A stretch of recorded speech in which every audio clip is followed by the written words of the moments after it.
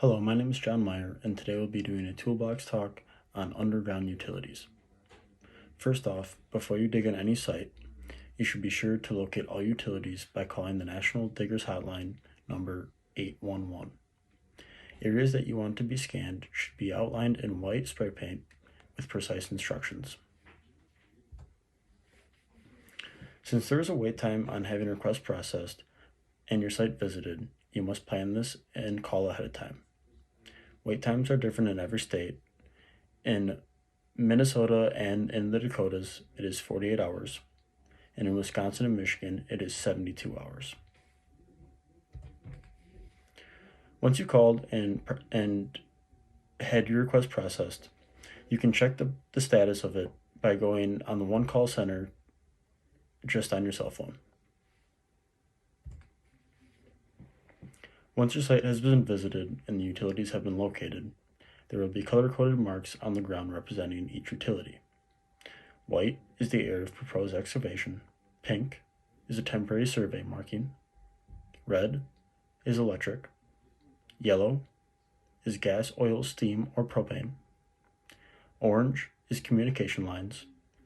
Blue is water. Green is sewer. And purple is reclaimed water, irrigation, or slurry lines. Flags will also be provided with additional information about the buried utilities below. Like facilities may be located in the same area, for example, natural gas and petroleum. Just because all the colors are on the ground does not mean that all facilities have been located. Once you have all the utilities marked, you can now start the on-site preparation process for locating the lines. First, you'll want to identify all utilities in and around the work site. You can do this by taking a survey of the site and looking for permanent markers or signs, cheater marks, or new trenches that have been recently provided. Before any digging is done, be sure to take plenty of pictures before. Pictures will help you prove that things were the way they were if anything goes wrong and you need to prove something after excavation is started.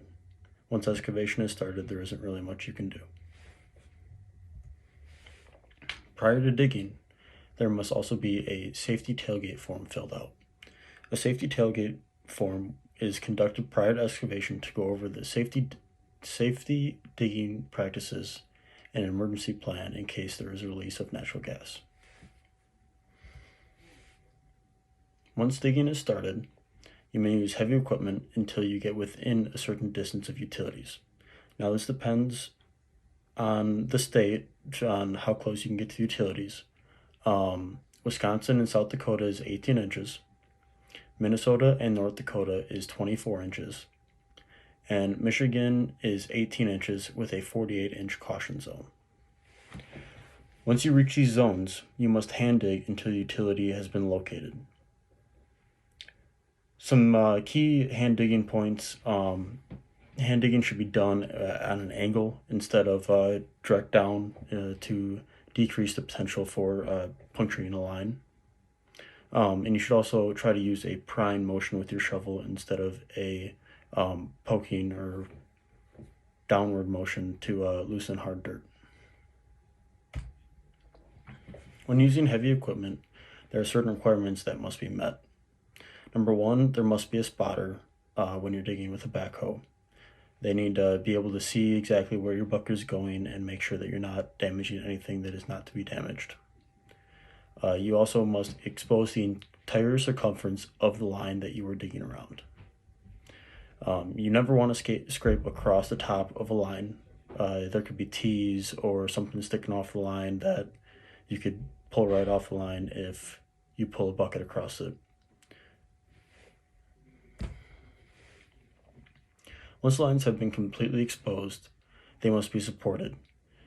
All excavators are required and responsible to support these exposed facilities.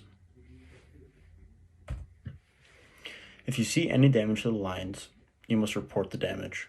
Do not attempt to fix the lines. Duct tape will not fix it. It's most likely out of your control.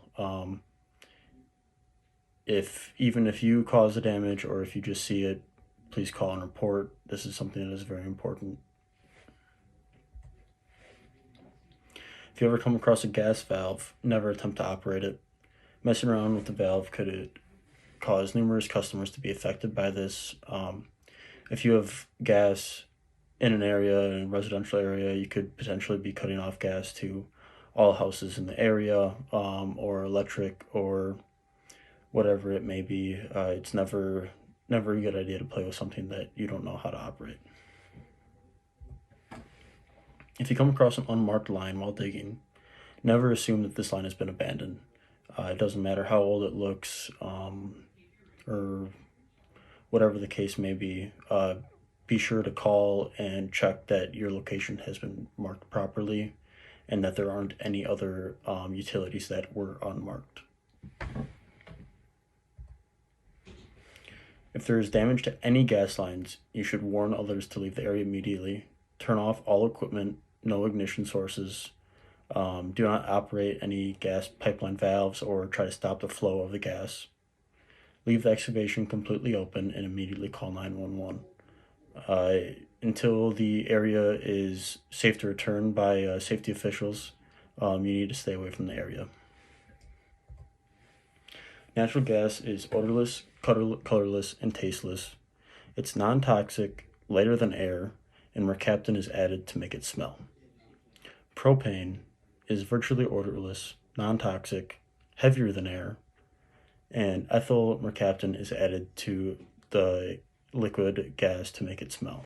Some signs that there's a natural gas leak are a rotten egg smell, dead or discolored vegetation, dirt or dust blowing from a hole in the ground, bubbling in wet or flooded areas, a blowing or hissing sound, or flames if a leak is already ignited. If lines are severed, never pinch off gas lines yourself. They're professionals to do this, and it makes everything a whole lot safer and a lot less time consuming. Underground utilities have caused major accidents in the past, and it is our job to keep them from happening on our job sites. If there are any questions about this is a very important topic. Please feel free to reach out. Thank you.